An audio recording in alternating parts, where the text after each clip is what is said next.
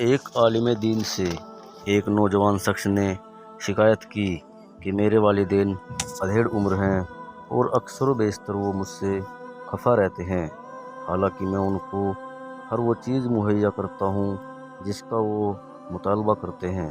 عالم دین نے نوجوان شخص کو سر سے پیروں تک دیکھا اور فرمانے لگے کہ بیٹا، یہی تو ان کی ناراضگی کا سبب ہے کہ جو وہ مانگتے ہیں تم ان کو لا کر دیتے ہو۔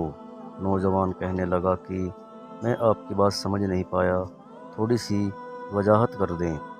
عالم دین فرمانے لگے، بیٹا، کیا کبھی تم نے غور کیا ہے کہ جب تم دنیا میں نہیں آئے تھے تو تمہارے آنے سے پہلے ہی تمہارے والدین نے تمہارے لیے ہر چیز تیار کر رکھی تھی، تمہارے لیے کپڑے، تمہاری خوراک کا انتظام، تمہاری حفاظت کا انتظام، تمہیں سردی نہ لگے، اگر گرمی ہے تو گرمی نہ لگے، تمہارے آرام کا بندوبست، تمہاری قضائے حاجت کا انتظام تمہارے والدین نے تمہارے دنیا میں آنے سے پہلے ہی کر رکھا تھا۔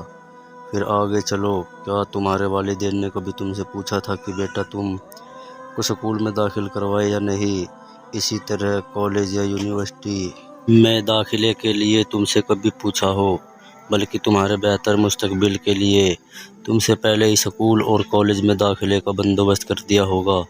اسی طرح تمہاری پہلی نوکری کے لیے، تمہارے سکول کی ٹرانسپورٹ کے لیے، تمہارے یونیفارم کے لیے تمہارے والدین صاحب نے کبھی تم سے نہیں پوچھا ہوگا، بلکہ اپنے استطاعت کے مطابق بہتر سے بہتر چیز تمہارے مانگنے سے پہلے ہی تمہیں لا کر دی ہوگی۔ تمہیں تو شاید اس کا بھی احساس نہ ہو کہ جب تم نے جوانی میں قدم رکھا تھا تو تمہارے والدین نے تمہارے لیے ایک اچھی لڑکی بھی ڈھونڈنی شروع کر دی ہوگی، جو اچھی طرح تمہاری خدمت کر سکے اور تمہارا خیال رکھ سکے۔ لڑکی تلاش کرتے ہوئے بھی ان کی اولین ترجیح تمہاری خدمت میں ہی ہوگی، بلکہ ان کے تو ذہن میں کبھی یہ خیال بھی نہیں آیا ہوگا کہ ہم ایسے دلہن بیٹے کے لیے لائیں گے جو تمہاری خدمت بھی کرے اور ہمارے بیٹے کی بھی۔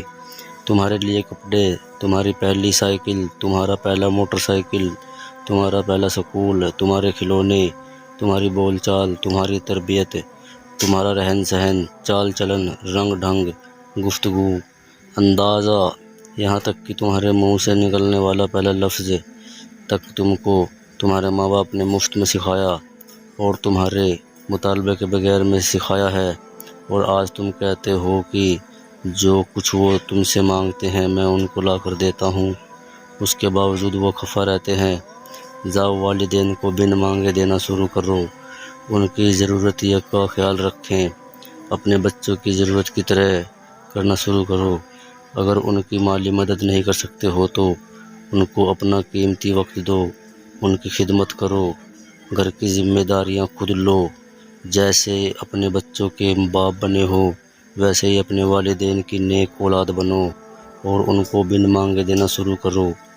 اپنے آپ کو اس قابل بنا لو کہ ان کو تم سے مانگنے کی یا مطالبے کی ضرورت ہی نہ پڑے، یا ان کو کبھی تمہاری کمی محسوس ہی نہ ہو۔ کم سے کم اتنا وقت تو ان کو عطا کر دو، ان کے مسائل پوچھو، اگر ان کی مالی مدد نہیں کر سکتے ہو تو ان کی خدمت کرو۔ کیا کبھی ماں یا باپ کے پاؤں کی پھٹی ہوئی ایڑیاں دیکھی ہیں تم نے؟ کیا کبھی ان پھٹی ہوئی ایڑیوں میں کوئی کریم یا تیل لگایا ہے جیسے وہ تم کو بچپن میں لگاتے تھے؟ کیا کبھی ماں یا باپ کے سر میں تیل لگایا ہے؟ کیونکہ جب تم بچے تھے تو وہ باقاعدہ تمہارے سر میں تیل لگا کر کنگھی بھی کرتے تھے۔ تمہاری ماں تمہارے بال سنوارتی تھی، کبھی ماں کے بال سنوار کر تو دیکھو۔ کیا کبھی باپ کے پاؤں دبائے ہیں؟ حالانکہ تمہارے باپ نے تمہارے پیر بہت دفعہ دبائے ہوں گے۔ کیا کبھی ماں یا باپ کے لیے ہاتھ میں پانی یا تولیہ لے کر کھڑے ہوئے ہو جیسے وہ تمہارا منہ بچپن میں نیم کے پانی میں دھویا کرتے تھے؟ کچھ کرو تو صحیح، ان کو بغیر مانگے لا کر دو، ان کی ذمہ داریاں اٹھا کر دیکھو، ان کو وقت دے کر دیکھو، ان کی خدمت کر کر دیکھو، ان کو اپنے ساتھ رکھو، ہمیشہ ان کو اپنے آپ پر بوجھ مت سمجھو، نعمت سمجھ کر دیکھو، جس طرح انہوں نے تم کو بوجھ نہیں سمجھا، بغیر کسی معاوضے کے تمہاری دن رات پرورش کر کے معاشرے کا ایک کامیاب انسان بنایا ہے۔ کم سے کم ان کی وہی خدمات کا سلسلہ سمجھتے ہوئے ان سے حسن سلوک کا رویہ اختیار کرو، پھر دیکھنا وہ بھی خوش اور اللہ بھی خوش۔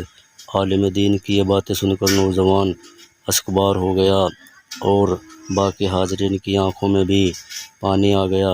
واقعی یہ حقیقت ہے کہ ایسی نصیحت آموز باتیں دنیا کی کسی بھی یونیورسٹی میں نہیں مل سکتی۔ صرف اور صرف دینی علماء ہی ایسی تربیت کر سکتے ہیں۔